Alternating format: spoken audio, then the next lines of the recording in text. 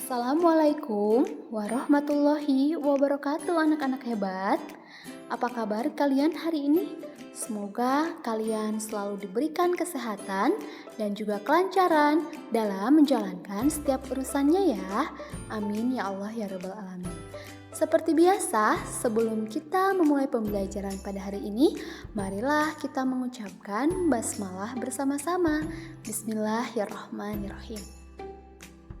Nah, anak-anakku, hari ini kita akan belajar tentang ide pokok pada suatu paragraf, permainan lompat jauh, dan perilaku bekerja sama. Tahukah kamu bahwa ide pokok adalah masalah utama yang dibahas dalam suatu paragraf dan dapat dijumpai pada lingkungan sehari-hari? Nah, kalian juga harus tahu bahwa ide pokok biasa disebut sebagai pokok pikiran, gagasan utama, pikiran utama, ataupun pokok pikiran. Nah, selain itu, ide pokok juga memiliki manfaat loh, yaitu untuk memberikan informasi kepada para pembaca. Nah, agar pemahaman kalian semakin mantap, Ibu akan mengajak kalian untuk menyimak sebuah teks. Nah, di teks selanjutnya juga akan Ibu jelaskan mengenai bagaimana sih cara menentukan ide pokok. Siap ya, disimak terus teksnya. Judul teksnya adalah Perkembangbiakan dengan umbi. Umbi adalah organ tumbuhan yang mengalami perubahan ukuran dan bentuk sebagai akibat perubahan fungsinya. Umbi biasanya terbentuk tepat di bawah permukaan tanah, meskipun dapat pula terbentuk jauh di dalam ataupun di atas permukaan. Umbi merupakan salah satu alat perkembangbiakan tumbuhan secara vegetatif. Dan umbi pada tumbuhan terbagi atas 3 macam sebagai berikut. 1. Umbi batang, yaitu batang yang tumbuh membengkak dalam tanah. Bagian ini sesungguhnya merupakan cadangan makanan yang disimpan pada bagian batang. Contoh tanamannya yaitu ada kentang dan ubi jalar. 2. Umbi akar, yaitu bagian akar yang membesar karena berfungsi sebagai tempat cadangan makanan. Tanaman yang berkembang biak dengan umbi batang yaitu wortel dan dahlia. Ketiga, umbi lapis, yaitu umbi yang berlapis-lapis dan tumbuh tunas di tengahnya.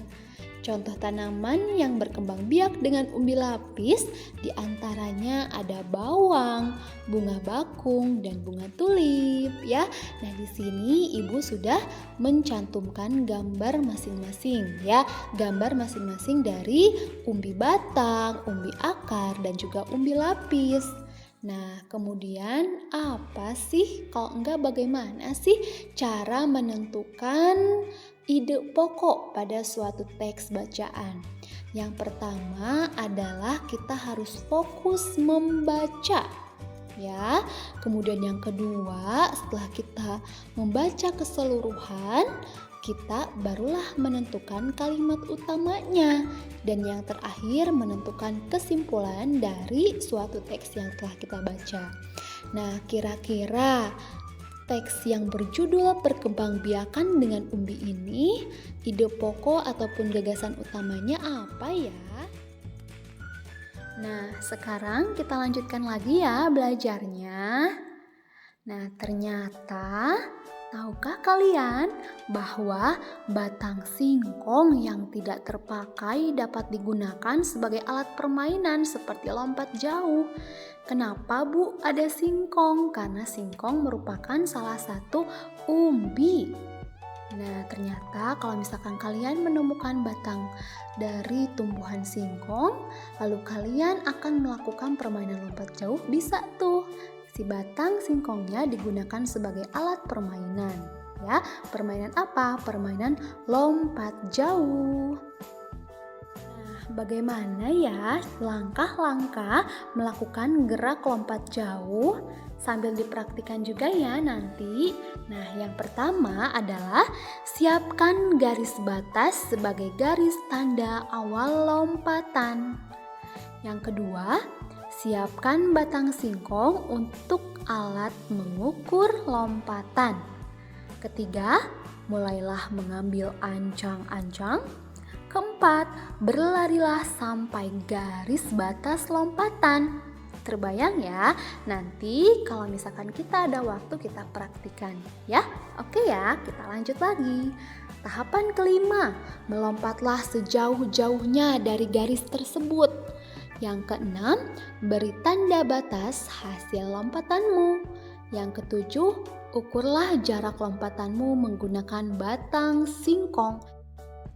Nah, yang terakhir, urutkan temanmu dari yang paling jauh lompatannya. Nah, berarti ini harus dilakukan secara bersama-sama ya, bukan kalian sendiri, tetapi bisa mengajak teman kalian atau bisa mengajak keluarga kalian juga. Bisa ya? Nah, sekarang kita lanjutkan lagi. Nah, nanti apabila kalian mengajak teman ataupun keluarga untuk melakukan permainan lompat jauh, kalian harus bekerja sama ya. Agar apa? Agar tidak ada kesalahan dalam pengukuran jarak lompatan. Nah, kalian masih ingat kan apa itu kerjasama?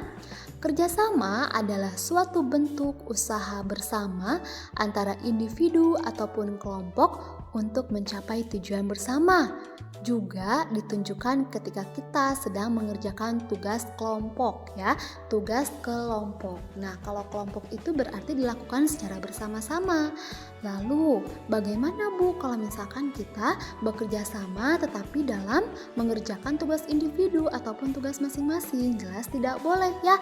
Kalau tugas individu tetap harus dikerjakan oleh masing-masing, oleh kalian sendiri. Kalau tugas kelompok barulah harus dikerjakan secara bersama-sama dengan anggota kelompoknya. Seperti itu ya.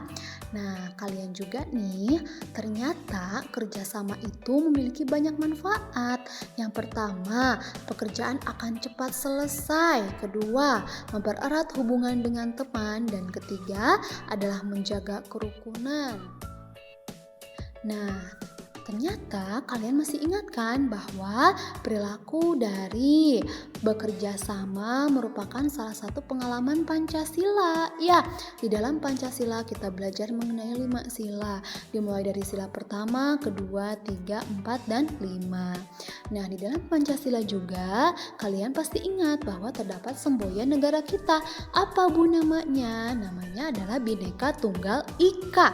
Artinya adalah berbeda-beda tetapi tetap satu jua.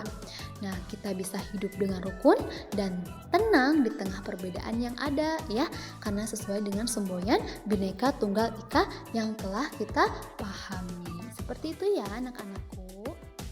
Demikian untuk pembelajaran hari ini. Semoga kalian selalu semangat belajar dan tetap mengerjakan tugas yang telah Ibu berikan.